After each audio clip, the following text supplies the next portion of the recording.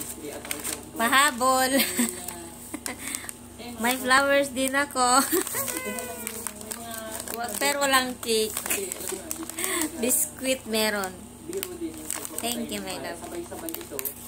Mga panday sila na nagtatrabaho para magawa. Kahit wala na to, naggasto ka pa.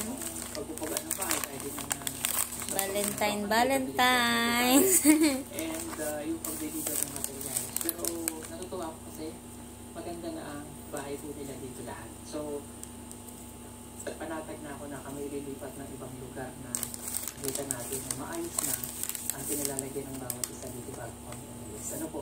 At alamin pa namin mamaya, babalik tayo sa taas. Iba pa nilang mga pangailangan. Ito. Okay? At nagpapasalamat ako bago tayo mag- Happy Valentine's. lahat.